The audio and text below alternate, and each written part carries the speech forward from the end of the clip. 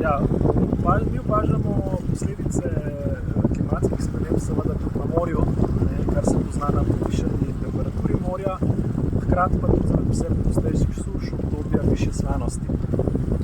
Raste tudi gladina morja, kar se bo še posebej poznalo seveda na obalnih naseljih, prebivalci živijo v tem območju.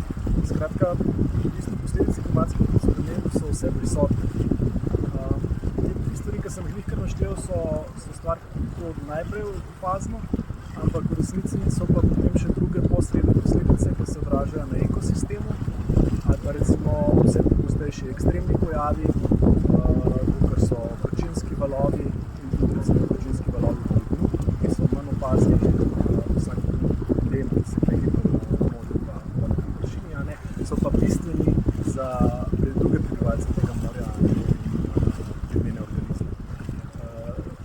Skratka, v mojem poklicu je v resnici so klimatske spremembe vse prisotne. S komerkoli komuniciram s drugimi raziskovalci, znanstveniki, praktično